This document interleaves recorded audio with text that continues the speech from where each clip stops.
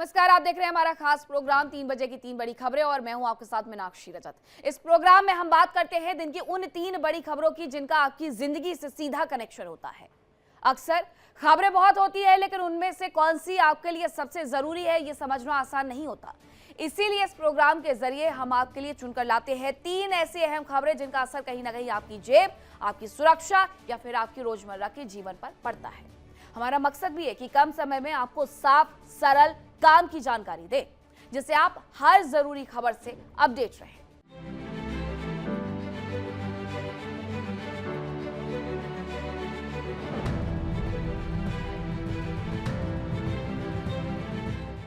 और 3 बजे की 3 बड़ी खबरों में कौन सी खबरें आज हम आपके लिए चुनकर के लेकर के आए हैं बता देते हैं आपको। सबसे पहले हम बात करेंगे राज्यसभा में पीएम के संबोधन की।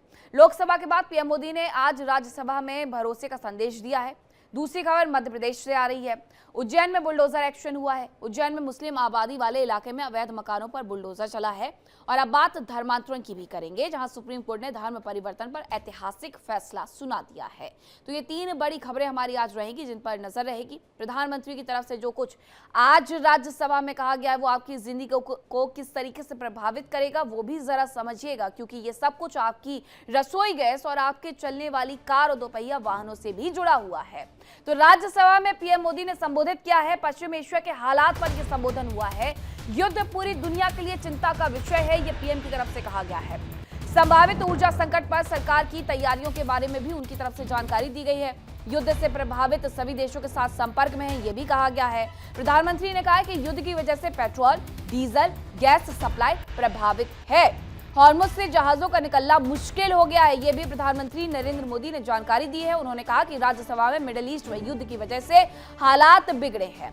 पीएम मोदी संभावित ऊर्जा संकट को लेकर सरकार की तैयारी के बारे में बात रखते हुए नजर आए। पीएम मोदी ने बताया कि मिडिल ईस्ट का युद्ध पूरी दुनिया के लिए चिंता का विषय है। इसकी वजह से पेट्रोल, डीजल और गैस की सप्लाई प्रभावित हो रही है। इस युद्ध से प्रभावित सभी देशों के साथ संपर्क में है। सभी से युद्ध रोकने और तनाव को कम करने की अपील की गई है। पीएम ने कहा कि अमेरिका के साथ भी संपर्क में है। पश्चिम एशिया के राष्ट्राध्यक्षों से हमने 2 राउंड की बातचीत की है। हॉर्मुज से जहाजों का निकलना मुश्किल हो गया है। हॉर्मुज दुनिया के सबसे बड़े रूट्स में से एक है। कोशिश कर रहे हैं कि भारत आने वाली तेल और गैस की सप्लाई बनी रहे, ये उनकी तरफ से कहा गया है।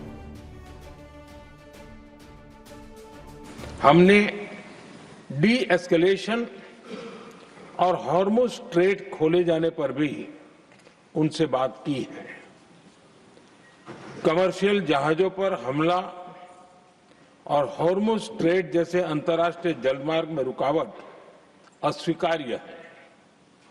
भारत ने नागरिकों पर, सिविल इंफ्रास्ट्रक्चर पर, एनर्जी और ट्रांसपोर्ट से जुड़े इंफ्रास्ट्रक्चर पर हमलों का विरोध किया है।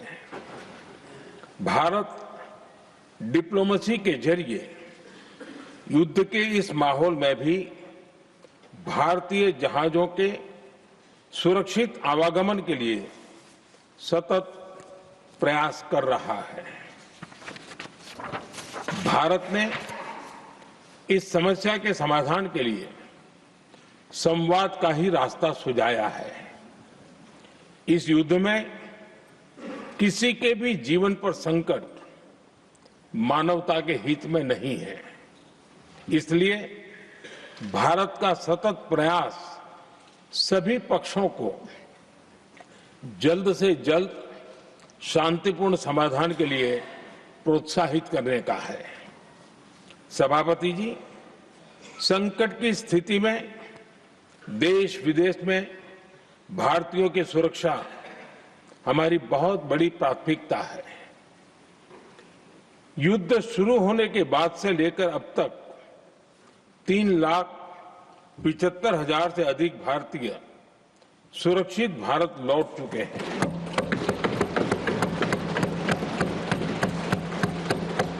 ईरान से ही अभी तक 1,000 से अधिक भारतीय सुरक्षित वापस लौटे हैं। इनमें 700 से अधिक मेडिकल की पढ़ाई करने वाले युवा हैं। हमारी सरकार संकट के इस समय में पूरी संवेदनशीलता से काम कर रही है। तो प्रधानमंत्री नरेंद्र मोदी की तरफ से कल यानी बीते दिन में ये बातें तमाम रखी गई थी लोकसभा में। आज उनकी तरफ से राज्यसभा में भी जानकारी दी गई है कि आखिरकार देश में किस तरीके से तैयारी की जा रही है। हालांकि कल उनकी तरफ से लोकसभा में ये कहा भी गया था कि हम कोरोना काल जैसे संकट से भी निपटने के लिए पूरे तरीके से तैयार हैं और अभी भी ये तैयारी पूरी तरीके से नजर आती है। भारत एकमात्र ऐसा राष्ट्र है जो हॉर्मुज से अपने जहाजों को सफलतापूर्वक निकाल रहा है। हाँ, ये जरूर है कि मुश्किलों का सामना करना पड़ रहा है। इसके लिए मिडिल ईस्ट की तमाम कंट्रीज से बात भी की जा रही है। इसके साथ साथ ईरान के साथ भी कई दौर की बातचीत हुई है। राष्ट्रपति ट्रंप अमेरिका से भी बातचीत चल रही है। तो ये तमाम बातें आज प्रधानमंत्री नरेंद्र मोदी की तरफ से संसद में रखी गई हैं, राज्यसभा के पटल पर रखी गई हैं। उन्होंने कहा है कि हॉर्मुज से जहाजों का निकलना मुश्किल हो गया है।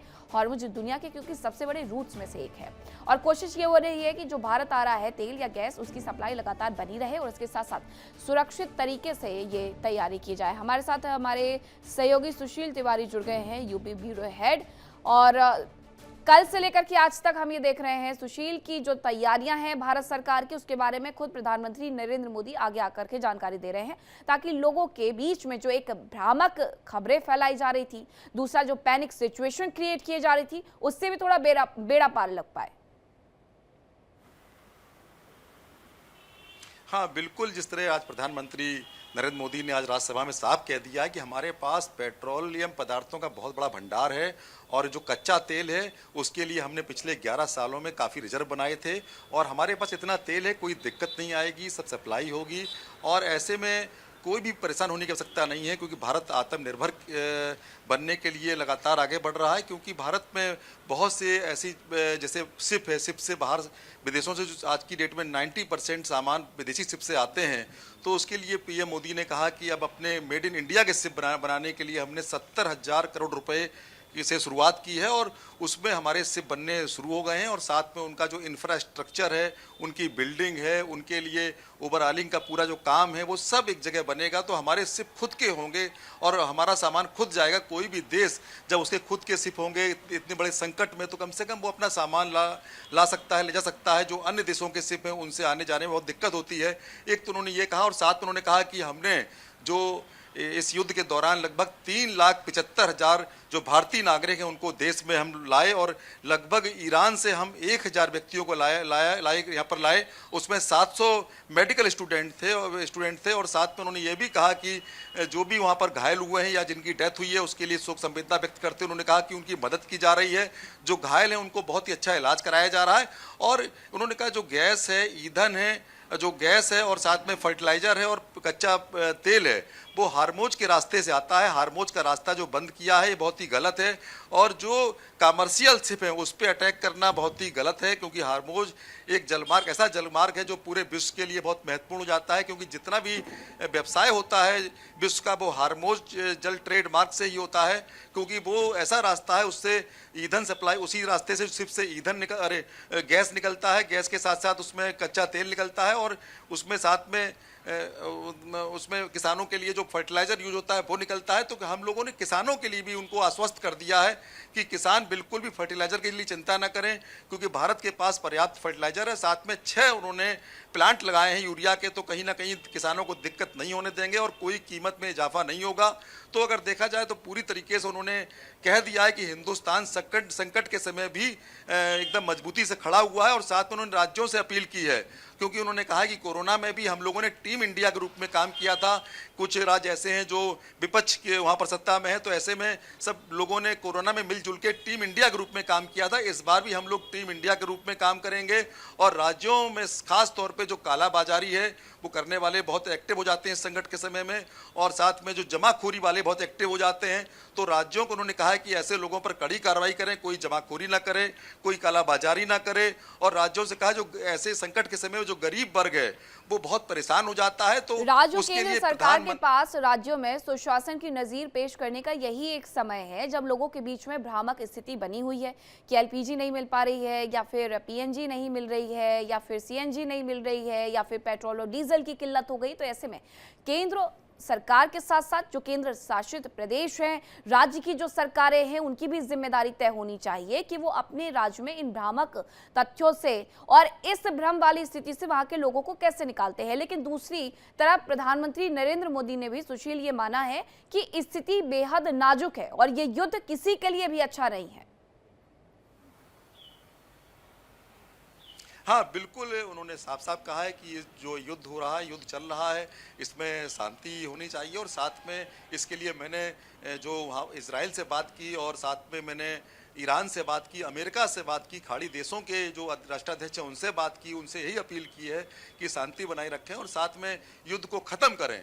और एक बात उन्होंने ये कही, इसका संकट बहुत लंबे समय तक रहेगा, इसका असर भारत पर भी रहेगा, लेकिन हम लोगों ने इससे निपटने की पूरी तैयारियां की हैं, पूरा हम लोगों ने उसकी मजबूती के साथ में हम जो राज्य सरकार है उनके साथ खड़े हुए हैं। तो ऐसे में कहीं ना कहीं वो उनका कहना है कि जो ये संकट है, संकट के दौर में हम लोगों को मिलजुल के चलना है। और जो पश्चिमी एशिया में जिस तरह का युद्ध हुआ है उससे चाहे गैस हो चाहे पेट्रोलियम हो, दोनों ही पदार्थों के लिए एक संकट बहुत ज़्यादा हो गया है। और लेकिन हम ऐसे दौर में भी हमारे पास जो रिजर्व है, हमारे पास तमाम जो संसाधन है, गैस को लेके कोई भी कमी नहीं, लेकिन हम लोगों ने डोमेस्टिक गैस पर ज़्यादा जोर दिया है।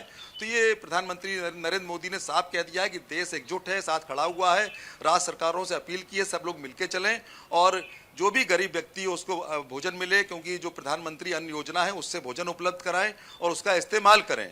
और उन्होंने ये भी कहा कि हम जो आत्मनिर्भर बनने के लिए आज की डेट में जो दवाइयों का जो कच्चा माल है, पहले हम बाहर से खरीदते थे दवाइयाँ, आज की डेट में हमारे खुद देश में बन रही हैं। जो हथियार थे पहले बाहर के ऊपर हम लोग निर्भर थे, लेकिन आज खुद हिंदुस्तान हथियार बना रहा है। और अगर हम बात करें एनर्जी की, तो पश्चिमी एशिया में एनर्जी का बहुत लॉस हुआ है, क्योंकि पश्चिमी एनर्जी ही देश के विकास के लिए सबसे बड़ी देखा जाए तो विकास का रास्ता होता है एनर्जी। तो हिंदुस्तान ने एनर्जी के रास्ते में भी, एनर्जी पर भी काफ़ी काम किया है, चाहे सोलर एनर्जी हो चाहे अन्य एनर्जी की बात हो। तो हम लोगों ने हमेशा ये सोचकर काम किया है कि संकट के दौर में भारत को कोई दिक्कत ना आए।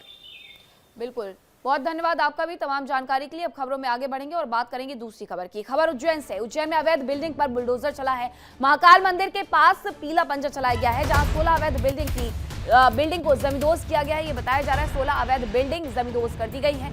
कार्रवाई के दौरान भारी पुलिस फोर्स की तैनाती भी की गई थी। उज्जैन से ये खबर है, जहां महाकाल मंदिर के पास मुस्लिम बाहुल्य बेगमबाग क्षेत्र में प्रशासन ने अवैध निर्माणों के खिलाफ बड़ी कार्रवाई शुरू की है। उज्जैन विकास प्राधिकरण का 16 अवैध बिल्डिंग पर बुलडोजर चलाने की जो तस्वीरें वो सामने आई हैं। ये कार्रवाई लोअर कोर्ट, हाई कोर्ट और सुप्रीम कोर्ट से स्टे समाप्त होने के बाद शुरू की गई है। मुख्य कार्रवाई महाकाल मंदिर के नीलकंठ द्वार के पास हुई है। प्रशासन की तरफ से मुस्लिम समुदाय के लोगों से बातचीत भी की गई थी। दूसरी तरफ पुलिस अधिकारी, जवान, नगर निगम कर्मी और विकास प्राधिकरण का पूरा अमला यहां पर तैनात रहा है। जांच में पाया गया कि विकास प्राधिकरण के 45 आवासीय भूखंडों पर दूसरे समुदाय के लोगों ने व्यावसायिक तौर पर अवैध अतिक्रमण किया था। इससे पहले भी प्रशासन ने 42 बिल्डिंग तोड़ी थी। कार्रवाई के दौरान इलाके में सुरक्षा व्यवस्था कड़ी रखी गई है। ये तस्वीरें भी आप देख सकते हैं जो कि उज्जैन मध्य प्रदेश से आई हैं। जब ये पूरी कार्रवाई हो रही थी तो उस दौरान किस तरीके से प्रशासनिक अमला वहां पर मौजूद रहा और इसके साथ साथ जो पीला पंजा चल रहा है अवैध बिल्डिंग्स पर, वो भी आप देख सकते हैं। हमारे साथ विजेंद्र यादव जुड़ गए, हमारे संवाददाता। विजेंद्र, इस पूरे मामले में क्योंकि पहले लोअर कोर्ट, फिर हाई कोर्ट और फिर सुप्रीम कोर्ट, सब कहीं से स्टे लिया गया, कोशिश की गई, वो स्टे समाप्त हो गया, कार्रवाई की गई है। क्या किसी तरीके से कोई उत्पात वाली स्थिति रही इस दौरान या फिर समझा बुझा लिया गया था? हालांकि बता दें कि ये जो कार्रवाई हो रही है ईडीए की तरफ से हो रही है, इसको लेकर पहले ईडीए ने इनको नोटिस दिया। ये जो पूरा मकान बने हुए हैं इनको रिहायशी के रूप में रहने दिया था और इसके बाद इन्होंने जो रहवासी थे इन्होंने इस तो इन लोगों ने कमर्शियल रूप से उपयोग करना शुरू कर दिया था। इसमें कई होटल भी बना दिए गए थे, कई गेस्ट हाउस बना दिए गए थे और कई होम स्टे बना दिए गए थे। और इसको लेकर जो विकास प्राधिकरण उज्जैन के संदीप सोनी जी है उन्होंने इसको लेकर नोटिस पहुंचाया था। नोटिस पहुंचने के बाद में ये लोग जो थे ये लोग कोर्ट चले गए, कोर्ट से इसको लेकर आ गए। आज तो इसको हटने का एक नोटिस मिला है और इसके बाद में जो विकास प्राधिकरण है वो आज सुबह 8 बजे ही अपने बुलडोजर और जेसीबी के साथ और 200 पुलिस जवान और जो नगर निगम के कर्मचारी हैं, अधिकारी हैं, वहीं जो कमिश्नर आशीष सिंह है, कलेक्टर रोशन सिंह और एडीएम संतोष सिंह गहलोत के साथ में कई पुलिस थाना के लोग वहाँ पहुंचे और उन्होंने इस कार्रवाई को करने का शुरुआत की। हालांकि यहाँ पर जो रहवासी है उनका कोई इसी प्रकार विरोध नहीं है, सामने नहीं आया, क्योंकि वो लोगों को पहले ही नोटिस दे दिए गए थे और सभी लोग कोर्ट जा चुके थे। कोर्ट से नोटिस से कार्रवाई करने की शुरुआत हो चुकी थी। इसलिए रहवासी को इस प्रकार का कोई विरोध या उत्पात नहीं देखने को मिली। हम बता दें कि इससे पहले भी 29 मकानों पर कार्रवाई हो चुकी है और इसके बाद 7 मकान के आज 16 मकानों पर भी जो पूर्णिगत कार्रवाई हुई है वो उसी की कार्रवाई का एक प्रमुख अंग रहा है। अभी जो हम तस्वीरें देख रहे हैं उसमें मंदिर का जो मुख्य द्वार है वो भी नजर आ रहा है, यानी जो राहगीर खास करके जो श्रद्धालु वहां पर जाते थे दर्शन करने के लिए, उनके लिए भी कहीं ना कहीं ये जो अवैध बिल्डिंग्स बनाई गई थी उससे समस्याएं होती थी। अब ये पूरा पाथ लोगों के चलने के काम भी आएगा, तो इस तरीके से लोगों को भी परेशानियों में निजात मिलेगा इससे। विजेंद्र जी बता दें, जो प्रदेश के मुख्य डॉक्टर सीएम मोहन यादव हैं, उन्होंने इस मार्ग को लेकर पहले भी एक पुल जो हरिपाटक ओवर ब्रिज है उसके साथ में ही एक हरिपाटक ब्रिज बनाने की और घोषणा करी है और ये पूरा मार्ग जो है वो मंदिर के सामने से होता हुआ निकलता है और यहाँ पर काफी जो ट्रैफिक व्यवस्था होती है कि उसका बहुत दबाव झेलना पड़ता है। शनिवार रविवार और सोमवार के दिनों में तो यहाँ पर निकलने की जगह तक नहीं बचती है और इसी मार्ग को लेकर जो योजना बनाई गई है वो एक 6 लेन की योजना बनाई गई है जो यहाँ से निकलते हुए सीधे नदी की ओर जा रही है और जहाँ पर आने वाले सिंहस्थ के दौर में जब यहाँ पर श्रद्धालु पहुंचेंगे, जो 30 करोड़ से अधिक श्रद्धालु पहुंचने की संभावना जताई जा रही है, जब वो पहुंचेंगे तो इस मार्ग से निकलेंगे जो उनके लिए बहुत सुगम रास्ता होगा और जो महाकाल मंदिर तक पहुंचते हैं या गोपाल मंदिर जाते हैं या आगे और भी कई मंदिरों तक पहुंचते हैं तो उनके लिए भी ये रास्ता बहुत सुगम तो होगा। ये जो कार्रवाई हुई है, ये कार्रवाई से आने वाले समय में ये एक रोड बनाएगा जो 6 लेन में कन्वर्ट होगी और ये सीधे मंदिर के सामने से होती हुई सीधे निकलती चली जाएगी, जो आगे भविष्य में जो यहाँ श्रद्धालु आने वाले हैं उनके लिए बहुत उपयोगी होगी। जी बिल्कुल, ये पूरी जमीन जो है वो लीज पे दी गई थी, 2014-15 में लीज समाप्त हो गई थी, लेकिन बावजूद इसके यहाँ से अवैध अतिक्रमण नहीं हटाया जा रहा था। बहुत धन्यवाद विजेंद्र आपका तमाम जानकारी के लिए। अब बात करेंगे सुप्रीम कोर्ट के सुप्रीम फैसले की। धर्मांतरण पर सुप्रीम कोर्ट की तरफ से ऐतिहासिक फैसला सुनाया गया है कि धर्मांतरण करते ही एससी का जो दर्जा है वो खत्म हो जाएगा। धर्म बदलने पर एससी स्टेटस तुरंत खत्म होगा। आंध्र सरकार के फैसले को सुप्रीम कोर्ट ने बरकरार रखा है। धर्मांतरण और अनुसूचित जाति दर्जे को लेकर सुप्रीम कोर्ट ने एक बार फिर से अपना रुख स्पष्ट किया है। कोर्ट ने कहा है कि हिंदू, सिख या बौद्ध धर्म छोड़कर कोई और धर्म अपनाने वाले व्यक्ति को एससी का लाभ नहीं मिल सकता है। न्यायमूर्ति पीके मिश्र और एनवी अंजारिया की 2 जजों वाली पीठ ने आंध्र प्रदेश हाईकोर्ट के फैसले को बरकरार रखते हुए कहा है कि व्यक्ति जब खुद को ईसाई के रूप में घोषित करता है और उसका अभ्यास भी करता है तो वो अनुसूचित जाति या अनुसूचित जनजाति का सदस्य नहीं रह जाता है। तो ये बड़ा फैसला धर्मांतरण करने वाले लोगों को लेकर के दिया गया है। एससी समुदाय का वो हिस्सा नहीं होंगे। सुप्रीम कोर्ट ने 1950 के फैसले का क्लॉज 3 हिंदू, सिख, बौद्ध के अलावा कोई एससी नहीं है। धर्मांतरण का अर्थ एससी का स्टेटस का तत्काल अंत हो जाना बताया गया है। इसके साथ ही एक साथ 2 धार्मिक पहचान नहीं रखी जा सकती, ये भी सुप्रीम कोर्ट की तरफ से कहा गया है। ईसाई धर्म अपनाने पर एससी दर्जा तुरंत खत्म हो जाएगा और धर्मांतरण के बाद एससी एक्ट से मिलने वाले लाभ भी स्वतः खत्म हो जाएंगे।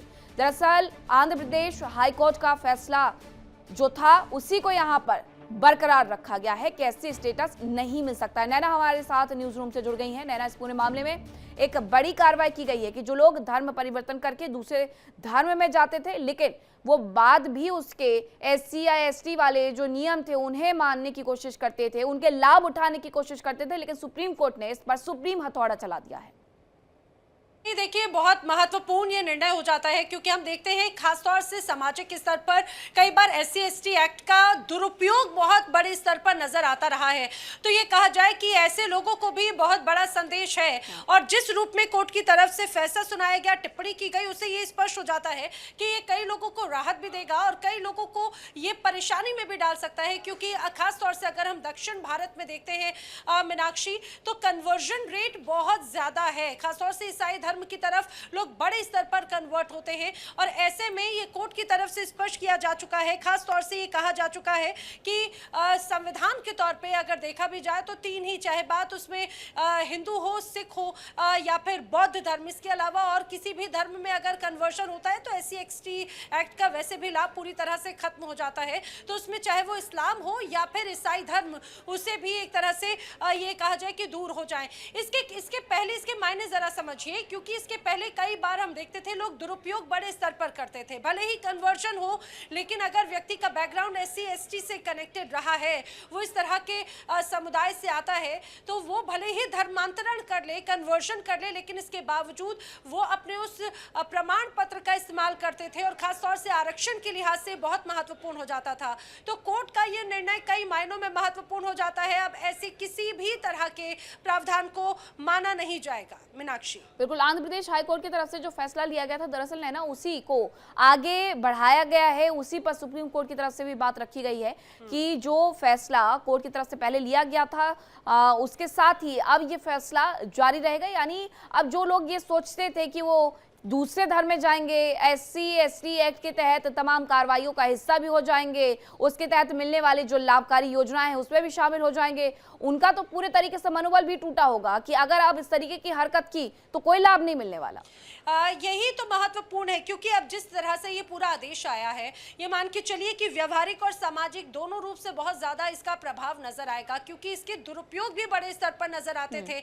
या ये कहा जाए कि एक जाति और धर्म वर्सेस की जो लड़ाई है उसमें भी बहुत महत्वपूर्ण हो जाता है। कई बार लोग SC/ST का दुरुपयोग ज्यादा करते रहे हैं। अब जो ये पूरा केस था, दरअसल जिस याचिकाकर्ता की तरफ से दायर किया गया था वो खुद एक पादरी थे। पादरी की तरफ से शिकायत दर्ज की गई थी, जिन लोगों के खिलाफ शिकायत की गई उसमें SC/ST एक्ट का ही हवाला दिया गया था। तो जिनके खिलाफ शिकायत की गई उनकी तरफ से याचिका दायर की गई और कहा गया कि जो पादरी है वो करीब 10 सालों से प्रार्थनाएं कराते रहे हैं, पादरी के तौर पर काम करते रहे, यानी कि ईसाई धर्म वो अपना चुके हैं। अब ऐसे में उनकी तरफ से SC/ST एक्ट का हवाला देते हुए या उसकी आड़ में एक्शन लेने की बात करते हुए ये एक तरह से एक्ट का या ये कहा जाए जो सुविधा है उसका दुरुपयोग करना है, और इसमें इसके अलावा और कुछ नहीं। इसके पहले भी कई बार ऐसे मामले सामने आते रहे हैं। तो उन सारे मामलों को ध्यान में रखते हुए ये एक तरह से जब आदेश आया तो उसका ये कहा जा सकता है कि SC/ST एक्ट का जो दुरुपयोग बड़े स्तर पर होता रहा है उस दुरुपयोग को रोकने में ये बहुत महत्वपूर्ण कारगर कदम साबित होगा। इसके साथ एक महत्वपूर्ण टिप्पणी भी की गई है नैना कि कोई भी राज्य या कानून SC लाभ विस्तार नहीं कर सकता है। यानी राज्यों को भी इस बारे में पूरे तरीके से अब समझ लेना चाहिए कि अगर आपने कोई व्यक्ति कोई दूसरा धर्म छोड़ करके कोई दूसरा धर्म स्वीकार करता है तो आपको उससे भी अगर आप लाभ पहुंचाते तो आप भी पूरे तरीके से उसमें दोषी होंगे। हाँ, और जो भी सर्टिफिकेट्स हैं उन सर्टिफिकेट्स को भी पूरी तरह से निराधार बता दिया गया है। जैसे ही कन्वर्जन हो जाता है और कन्वर्जन के बाद में जो तमाम जाति प्रमाण पत्र, क्योंकि पादरी की तरफ से भी ये कहा जो आधिकारिक जाति प्रमाण पत्र दिखाए गए थे, तो वो इस तरह के जैसे ही कन्वर्जन की बात सामने आती है उसके बाद में इस तरह के तमाम जो प्रमाण पत्र हैं वो पूरी तरह से कहा जाए अपने आप में ही अमान्य हो जाते हैं। SC सर्टिफिकेट अपने आप में अमान्य हो जाता है। ये कोर्ट की तरफ से आदेश दिया जा चुका है। इसके पहले भी 1950 के एक फैसले का हवाला एक तरह से कोर्ट की तरफ से दिया गया था और ये स्पष्ट कहा गया है कि कई ऐसे मामले सामने आए हैं जहां पर धर्मांतरण के बाद SC/ST एक्ट का सहारा लेकर लोग केस दर्ज करते रहे और उसका दुरुपयोग करते रहे। तो उसे रोकने का एक बहुत महत्वपूर्ण ये एक इस आदेश को एक तरह से माना जा सकता है। और ये कहा जाए कि ईसाई और मुस्लिम दलित संगठन लगातार मांग भी करते रहे हैं, उसका भी एक बड़ा असर इसको SC/ST एक्ट को वैसे बहुत ज्यादा कठोर माना जाता है नैना। उसके तहत जिस तरीके से लोगों की सुनवाई होती है या सजाएं होती हैं उस पर लोग पहले से ही प्रतिक्रियाएं देते रहे हैं कि ये ठीक नहीं है। लेकिन सुप्रीम कोर्ट का ये कहना कि कोई व्यक्ति अपना धर्म छोड़ करके गया उसके बाद SC/ST नियमों का या फिर कानूनों का पालन करेगा और किसी और के खिलाफ अगर इस तरीके की कोई शिकायत दर्ज होती है तो फिर तो वो सुनी ही नहीं जाएगी। तो ये कुछ और लोगों के लिए भी एक बड़ी राहत भरी खबर है। बिल्कुल, यही एक सबसे इंपॉर्टेंट हो जाता है, क्योंकि जैसे SC/ST एक्ट की बात होती है मीनाक्षी, खासतौर से शहरी इलाके नहीं, अगर हम ग्रामीण इलाकों की भी बात करें, रूरल एरियाज की भी बात करें, पिछड़े इलाकों की बात करें, तो वहां पर इस तरह से एक्ट का दुरुपयोग ज्यादा बड़े स्तर पर नजर आया है। आप ये मान के चलिए छोटी छोटी घटनाओं पर या विवादों पर या ये कहा जाए कि अपनी आपसी खुन्नस या आपसी रंजिश निकालने के लिए कई बार इस एक्ट का लोग हथियार के रूप में इस्तेमाल करते हैं और कई बार उसका दुरुपयोग भी किया जाता रहा है। तो ये जरूर कहा जा सकता है उस दुरुपयोग पर पाबंदी भी लगेगी और जो लोग इसका शिकार होते रहे लगाई गई है और लोगों को कहीं ना कहीं भरोसा दिलाया भी गया है कि कानून अभी भी जिंदा है। जो लोग ये कहते हैं कि नहीं किसी ने धर्म परिवर्तन कर लिया है वो SC का अभी भी हिस्सा है, तो सुप्रीम कोर्ट ने साफ कर दिया कि ऐसा नहीं होगा। बहुत धन्यवाद नैना आपका तमाम जानकारी के लिए। खबर में फिलहाल वक्त एक छोटे से ब्रेक का है, कहीं मत जाएगा। इंडिया डेली अब आपके स्मार्ट टीवी पर भी मौजूद है। देखिए इंडिया डेली 24/7 अब आपके स्मार्ट टीवी पर। इंडिया डेली मौजूद है सभी डिजिटल प्लेटफॉर्म पर लाइव और लगातार। इंडिया डेली 24/7 हर दिन राष्ट्र को समर्पित।